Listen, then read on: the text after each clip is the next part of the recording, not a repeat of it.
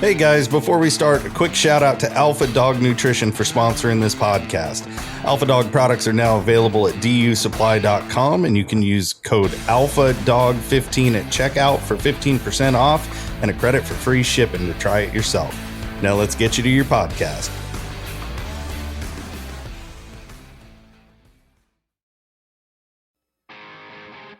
Welcome to my podcast, where we are going to talk about a lifestyle with dogs and throw in a few life lessons along the way. Whether you're a hound hunter, bird dog enthusiast, running setters, pointers, retrievers, or a flat-out running dog junkie, this podcast is for you. I am your host, Heath Hyatt, a certified law enforcement canine trainer with over 3 decades of personal and professional training and handling experience. It's time for me to pay it forward. So grab your leads, lace up those boots, and come and join me on this lifelong process of teaching, training, and learning.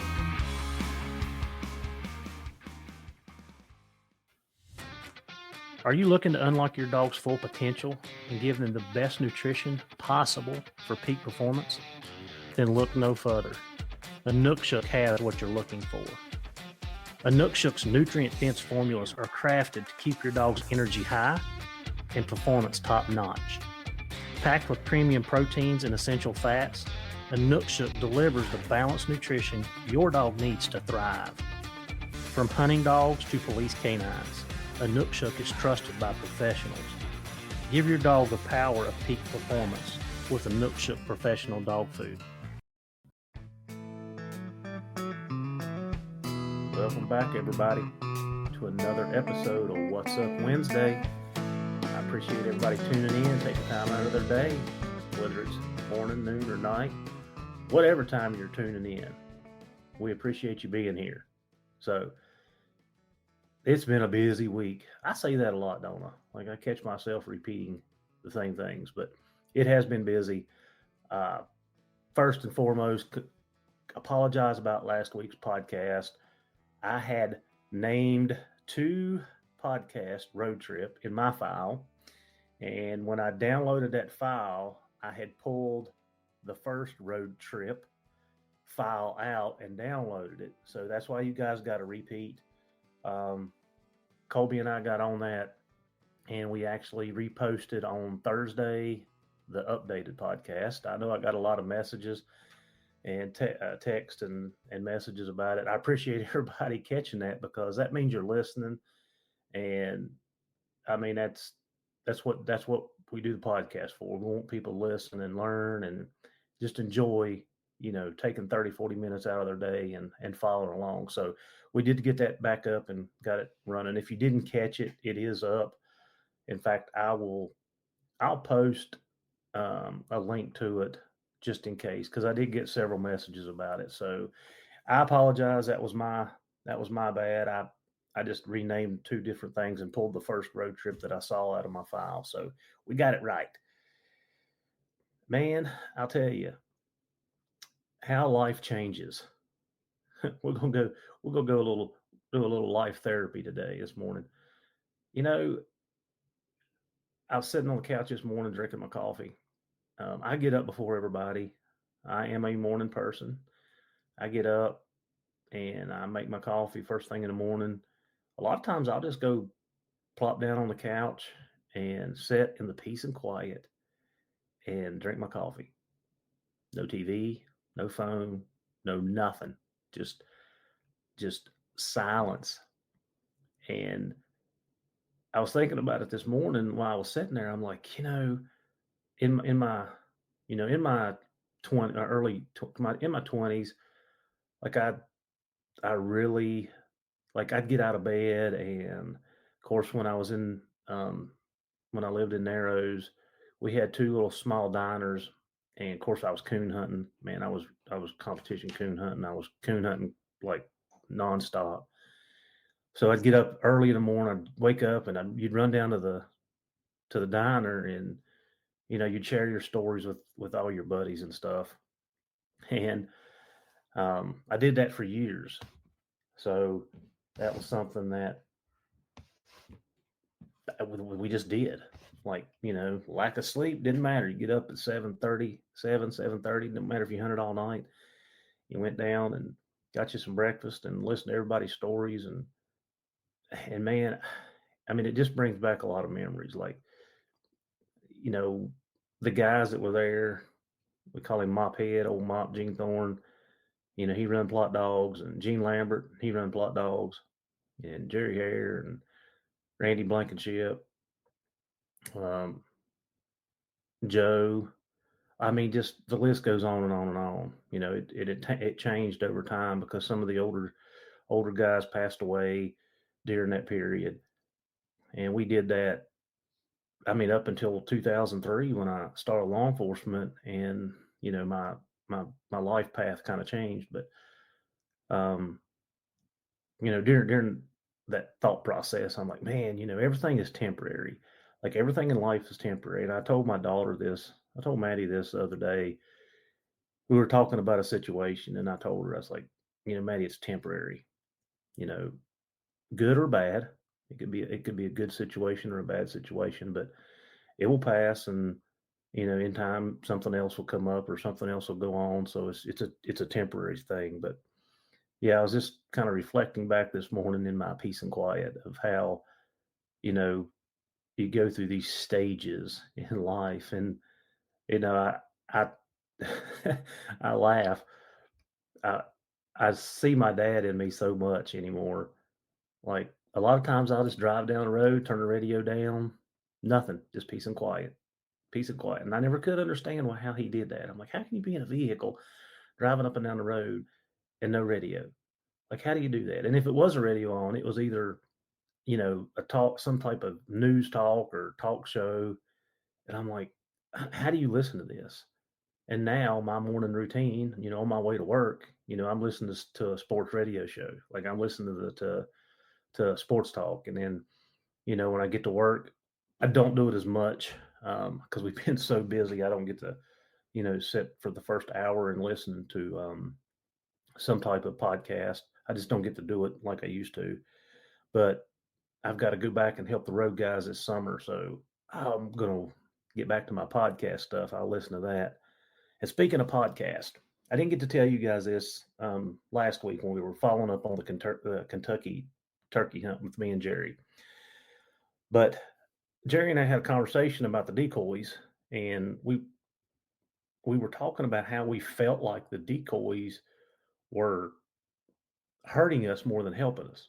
That they were not um, like the turkeys would see them, but they never would come in. And in our minds, like they were it was supposed to draw them to you, supposed to draw them to you. And I'm not a big I use decoys, but I don't use them a lot at all. Um, I got the Avian X's. They're really good decoys. I mean, so lifelike. I don't have the Jake and the laid down hen. I've got two hens, feeding hens, which if I had that to do over, I think I would have got the Jake and the lay down, but the Jake was a lot more expensive, so I just didn't get it. But so we talked about the decoys. So on the trip to Ohio up to Walker Days, I was kind of scrolling through the podcast and I actually Googled this and a podcast popped up. It was Outdoor Life and it was an Outdoor Life podcast and it had Mark Drury in it. And anybody at Turkey Hunts knows, Mark Drury. And it was about decoys. So it was talking about how the use of decoys, and I think the actual title of it was the tactical advantage of decoys or something. So Mark got to talking. The guy that was interviewing him was asking about decoys and the setup and stuff like that. And Mark suggested that if you can get by without using them, don't use them because a lot of times it's more of a hindrance than a help. Which, through experience, the last couple weeks ago, we felt like that was definitely an issue. So he said that in the Midwest, where he's in Iowa, he hunts Iowa and Missouri a lot. Like he said, a lot of times you don't have a lot of cover, so they'll put the decoys out to kind of distract the turkey from them because they don't have a lot of cover to set up behind. But if you've got the cover to set up behind, then try not. It's best not to use them. And I thought it was very interesting, the conversation, and he talked about, he gave a lot of information about it. But I thought it was very interesting that the decoys were not like what most people think they are. And like I said, I have never been a big proponent of them. I've got them. I've put them out a time or two, but I've never had, you see the videos where the turkey comes running through the field and all of a sudden it just starts flogging the decoy, or I've never had that happen. Never. And he said that that's not a typical behavior. Like you're not going to get that a lot. So anyway, I thought it was interesting about that. So that was the trip to Ohio. I got to catch up on that. What's been going on here this week? Work's been busy. Had the dogs out. Fishing. Like I fished Wednesday, Thursday, Friday, Saturday. I fished 4 days. 2 tournaments. And when I say tournaments, I don't have a lake boat, or I'm not a big lake fisherman. Only way I can catch fish in the lake's dynamite. If you put me on the river, it's a different story. So we have these local tournaments on the river here, and I fished two. I fished one Thursday, got into money, won that one. Me and Jarrett. Then I fished again Friday night. The next county over, went over and fished that one. Man, we caught a lot of fish. I mean, 2.5 hours of fishing, 40 plus fish, and dinks. Nothing but dinks. When I say dinks, I mean not even measurable fish. Like I don't measure anything under 14. I think we had one or two 14s, and that was it. Everything else was dinks. But we caught a pile of them. I mean, like, caught them on structure, like start fishing structure. And I mean, before you get your line tight, they'd be coming off the beds. I feel pretty sure they were spawning. And yeah, a lot of them were fat. A lot of them yesterday that I caught were huge. I mean, fat. So they're in that spawn mode. So yeah, been doing a lot of fishing. Won't be able to do that this week, but maybe one. I'm gonna fish next week in a tournament. I'll let you know how that one goes too. That's an all-day tournament. Doing a fundraiser for a fire department, and always glad to be a part of that. So yeah, we'll catch you up on that. Yesterday they had I don't know if you guys do this or not. Let's get back to the dogs. Yesterday they had the the county below me had a clinic for rabies and Lyme's vaccination. So last year before we went to Canada, we took all the dogs over. I mean, I had 2 truckloads. We took all the dogs over, got their shots, and they had it again yesterday. So I only took 9 over. But when I pull up their way, they're like, "Yeah, because of the truckload of dogs." But I took the pups over. I couldn't take one of my Jips because she was in heat. And then Izzy's not quite. She just now coming 6 months old, so I'll wait and give her one later on. But I took the B litter over, got all them updated, so now they have their 3 year. Lady and Sass, they got their 3 year, and then Chief, Miles, and Abby and G, they all got their first round. So it's a great thing. I mean, it's they give you free shots. You donate money if you want to them. But yeah, I took a truckload over. Met some other hound hunters while I was over there. I think his name was Dwayne Underwood, and his dad, Mr. Underwood. They had a couple hounds. He had bear hunter on his tag, and I'm like, that don't look like a bear box. So I got to talking to him, and he was basically coon hunting, but he does go bear hunting with some guys. The McPherson's over in Franklin. So he had a dog that he was coon hunting, and his dad had just got him a black and tan that he was coon hunting. So I met those guys. Always good to meet other people. So yeah, the free clinics are nice, especially when you got the pile of dogs that I have, because rabies shots here are costing you like $35 now. And I mean, I literally just ordered, I ordered a pile of Brevecto. I had some Superica Trio left over, so I give some of the dogs that, and then after that month, after April, May. Yeah, the middle of this month, I'll switch them over to the Bravecto, and I'll switch them back and forth like that for a while. I didn't give many of mine the lime shot. You got to do a booster in 6 months, and you probably have to go to a vet to do that. And I think that booster is like $100 and some. So I skipped that process. And plus, we know that the best flea and or best tick stuff is just preventative alone, no matter what you use. I even broke out some of the Seresto collars that I had. I mean, I had a pile of them. I bought them on Black Friday, and they've been in my cabinet downstairs where all my dog supplies are. And I finally broke one of them out and put on Tilly when I took her hunting last week. So, yeah, I, whatever you use is good, right? It doesn't matter what you use; it's good. Yeah, so got that done. I'm kind of going to skip through little things here, but let's talk about the trip over there.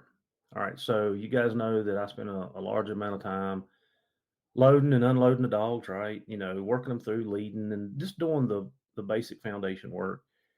And I still didn't have Miles, Abby, and G 100% comfortable in the truck. They go in, they'd eat. If they go in, I'd try to shut the door. And since it's been busy the last couple of weeks, well, I was in Kentucky one week, and then last week was busy, and this week was busy. I've kind of slacked a little bit. I've not been as consistent. I'm still doing some work with them, but it hadn't been in the back of the truck.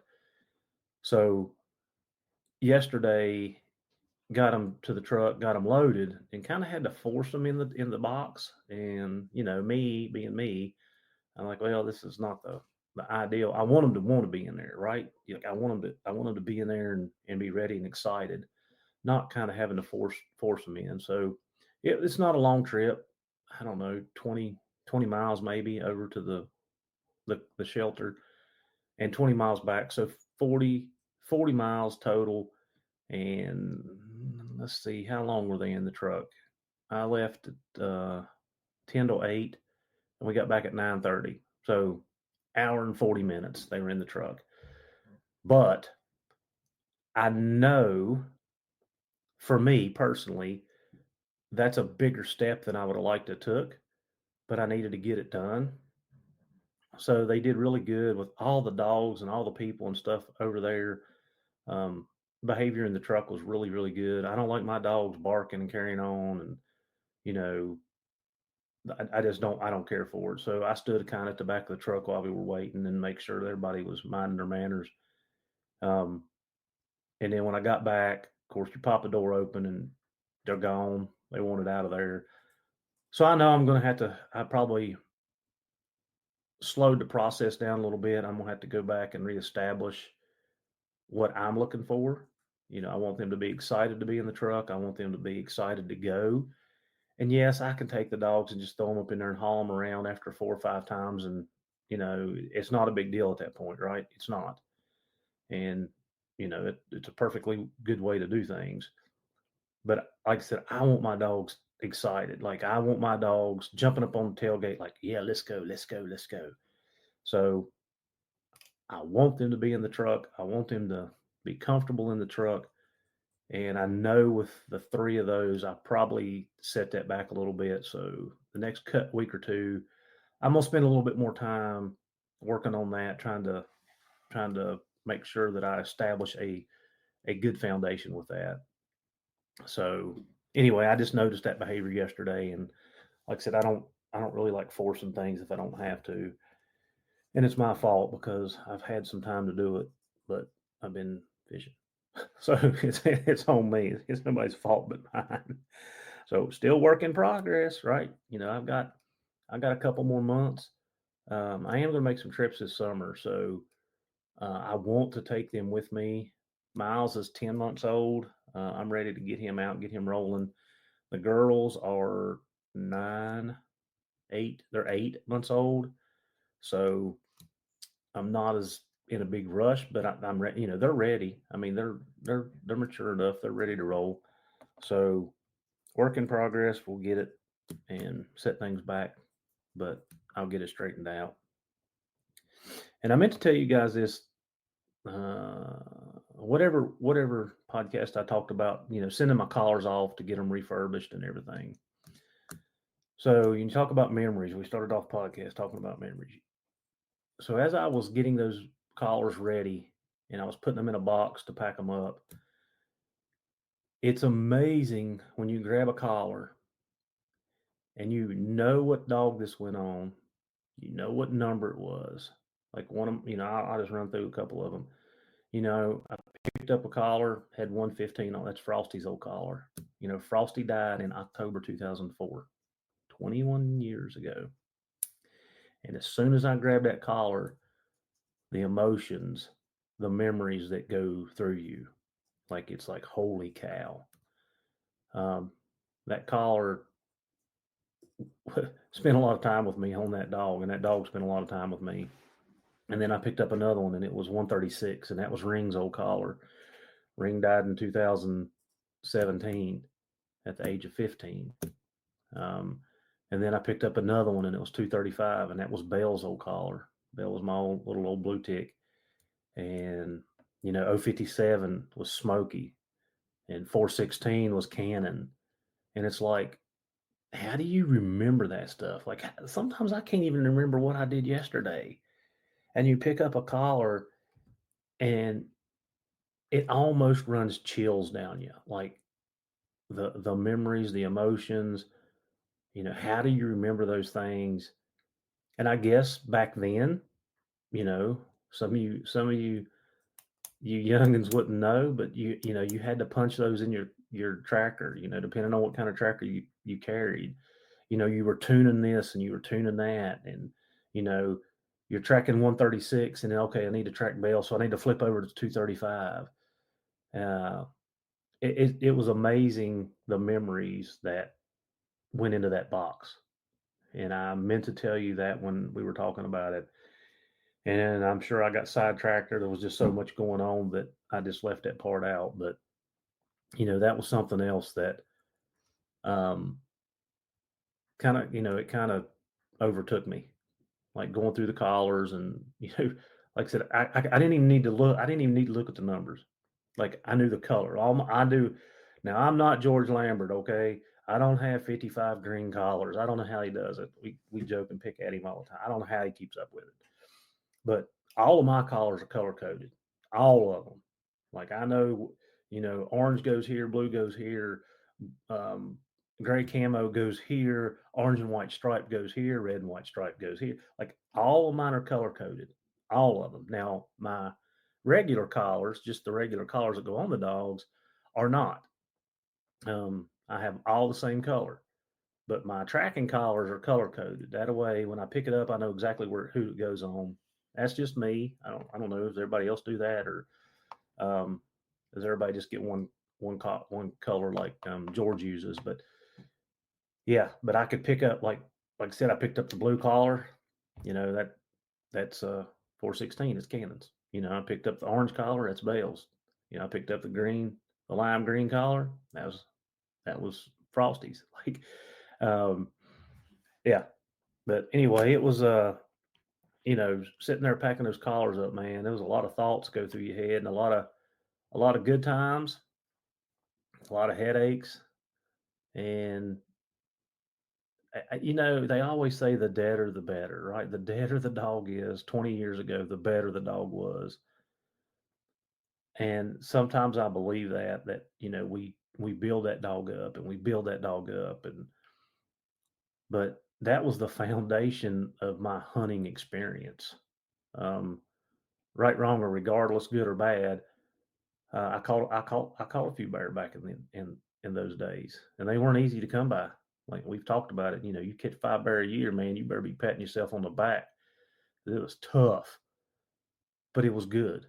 I spent, you spend a lot more time walking and covering ground, trying to find those bear. Hunting was different. The old beep collars.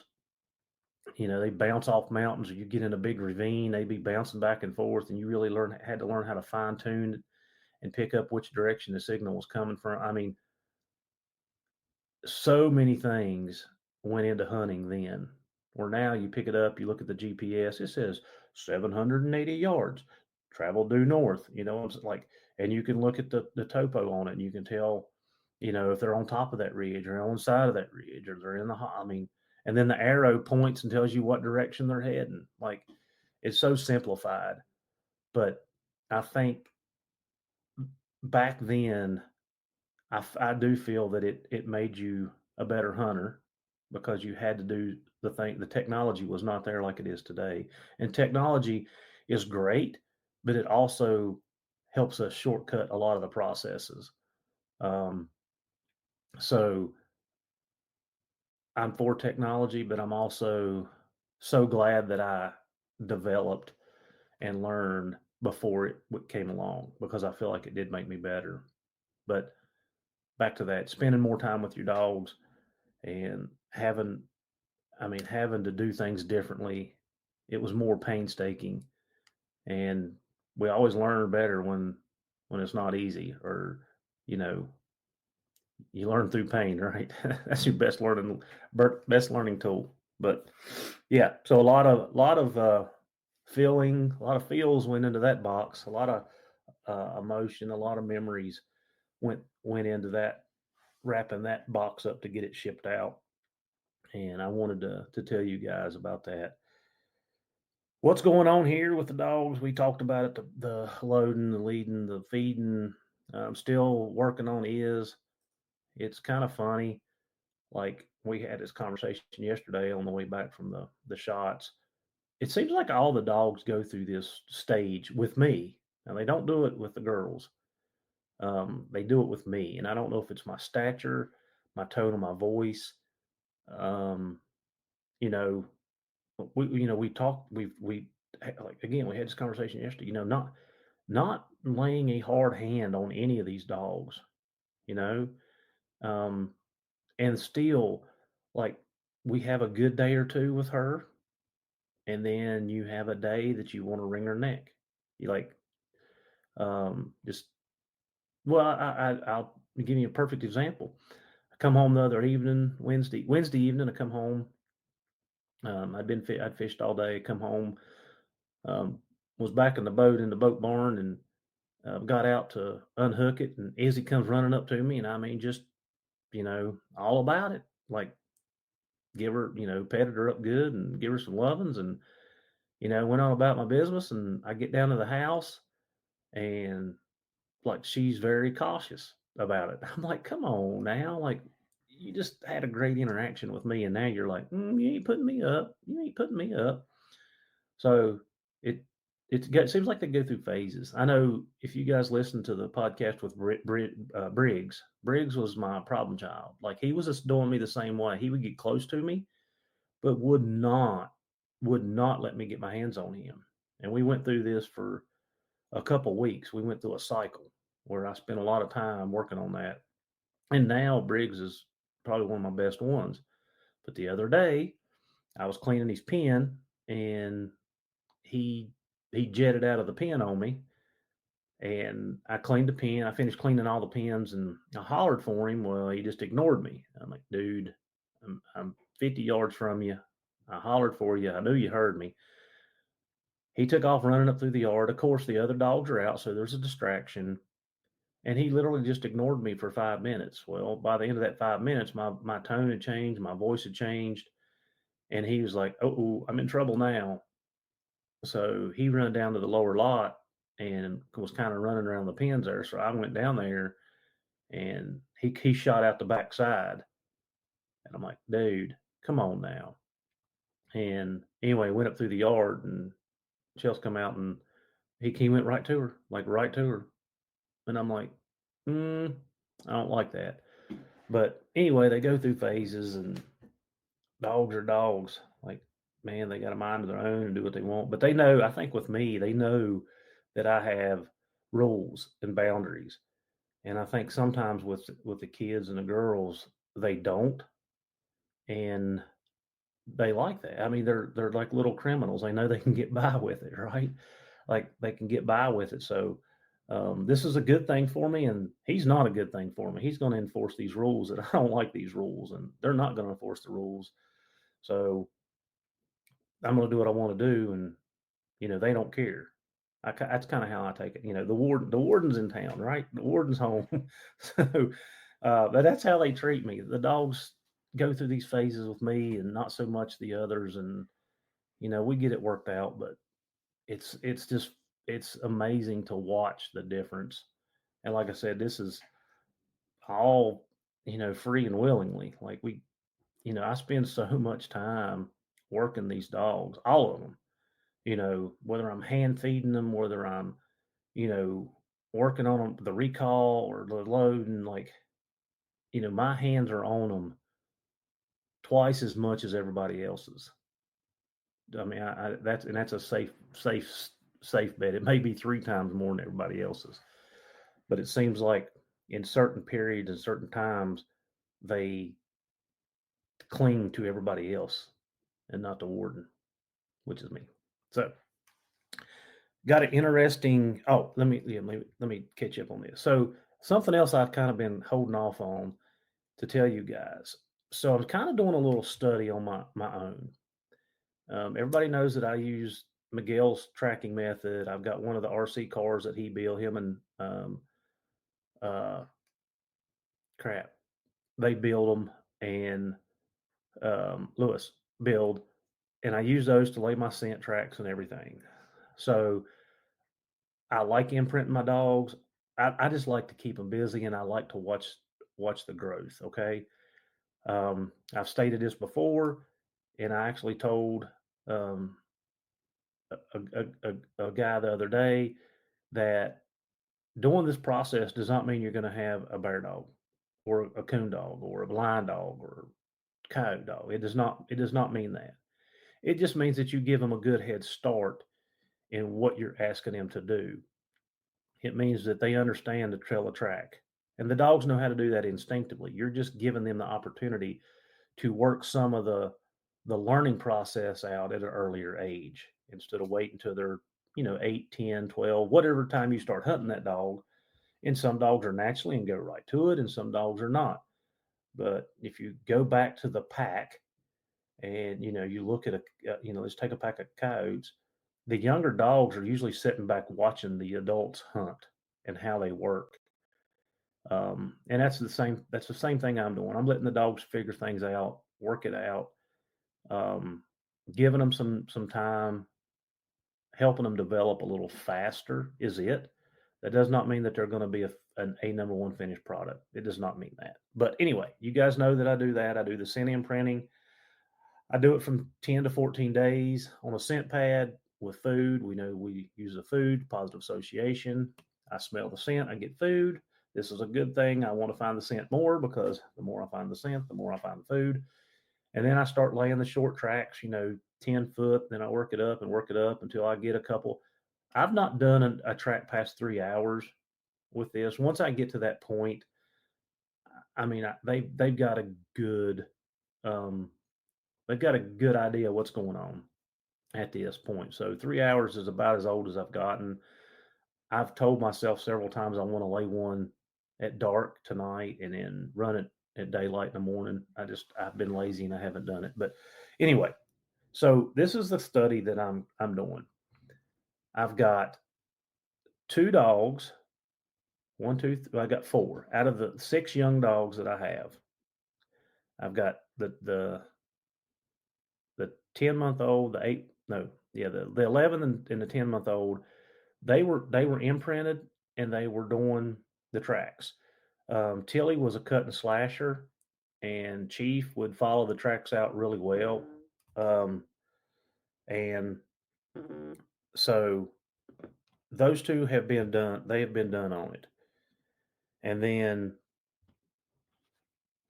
Miles, who's the pup that I got from Kirk, I did not do him that way. And Izzy, I have not done her that way, which I feel like I'm probably messing up with her and probably should. But now G and Abby, they were imprinted and they were doing the tracks. So I've got a set of dogs that I've done it with, and I've got a set of dogs that I've not done it with. So what I'm trying to see is there a big advantage doing this? And if so, how much time is it going to take me to catch the dogs up that have not been imprinted to where the dogs that have been imprinted are. So anyway, I've kind of been laying off on talking about that, but we're getting to the point where, Miles and Chief and Tilly are getting ready to be hunted, and the girls by August.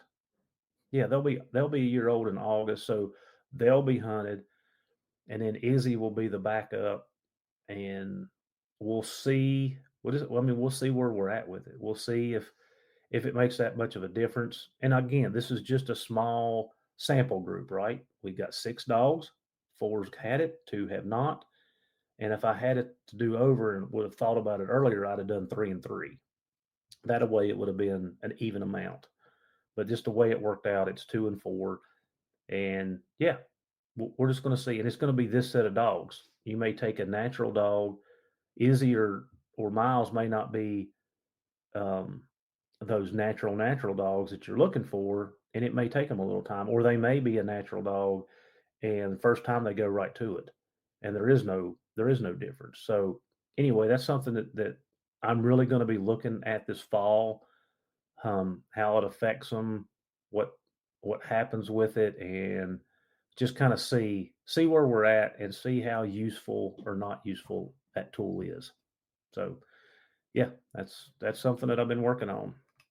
And wrap this episode up, I got a message the other day about a dog that when they tone the dog would lay down and they'd have to, and they just purchased a dog, and I think, without going back through the messages, I think he was like 18 months old, and he was asking me if this is something that they can get the dog out of. Absolutely. But let's go back and let's talk about why.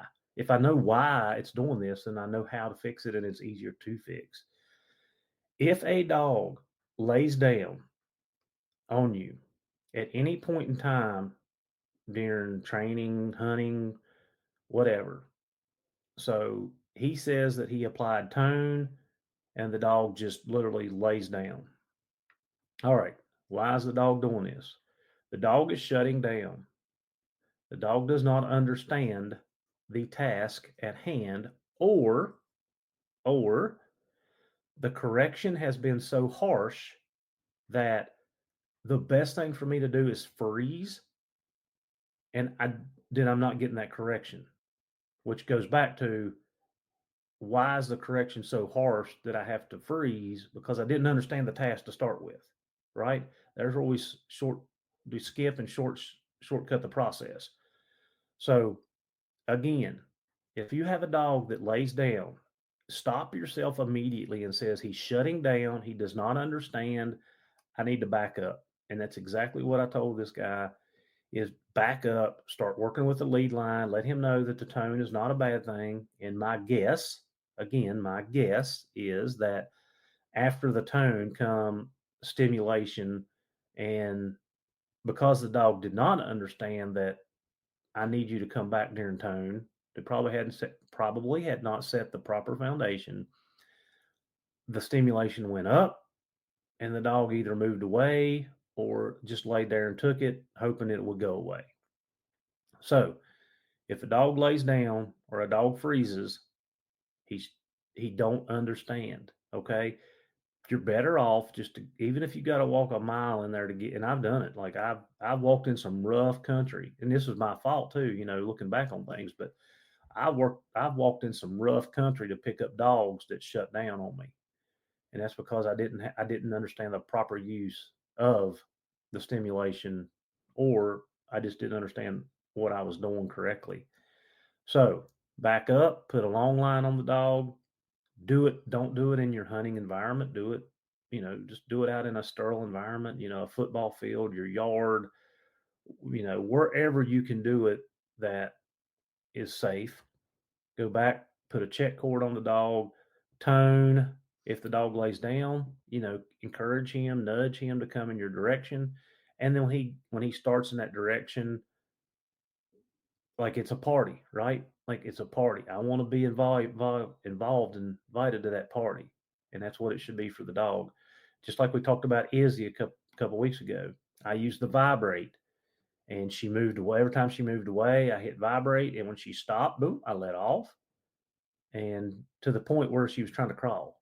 Like, she's so savvy. But again, I skipped the process of the long line and getting her turned and headed towards me, right? But since then, we have added that into it to help shorten the learning curve, which with her, it's not a learning curve. It's I'm smarter than you and I'm going to outsmart you. That's what her problem is. So anyway, that was a conversation I had. So just a quick reminder, if the dog shuts down or lays down, shuts down, freezes, whatever, he's shutting down. He don't understand what he's supposed to be doing.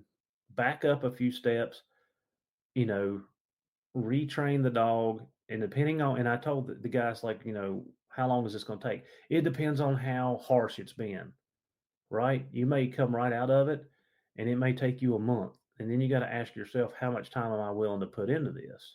For me, I like the challenge, so I'm going to do it. And if it takes, guys, listen, I bought a dog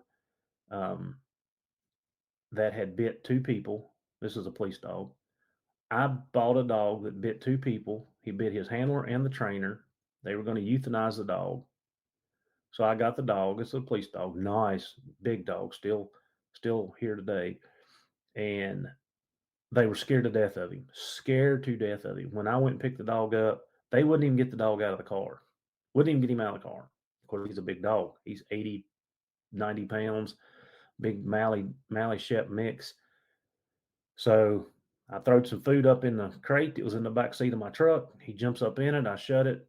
I drive back from New York, put him in here, put him in the pen, and took me a couple of days to kind of figure out what was going on with him. And it took me a year. Guys, listen, it took me a year to get this dog where I wanted him. And remember, I talked about that bond and that foundation. Like, if you truly want to have a dog where you want him, it's going to take you about a year. You can speed things up, but I'm telling you, it's a good year in that process. So he wouldn't out. That was the whole problem. And they were forcing the out. They were doing what we're just talking about right here. They were forcing him to do something. He redirected his behavior and he come up the leash, because the leash is where all the pressure was coming from, and took it out on the handler. And then when the trainer tried to get him off the handler, he got the trainer too. So it took me a year, and that dog never once tried to bite me. Never. Big baby, a huge baby. And so back to it. How long do you want to, how long do you want to spend? If the dog is worth it, spend all the time you need on it. Like, you spend 2 or 3 months doing something, and then you have a dog for a lifetime, right? You shortcut the process, do it in 2 or 3 days a week, and then you're right back to square one in 2 or 3 months. So just take the time to do it. All right, guys. Thank you for joining us on What's Up Wednesday. See you next week.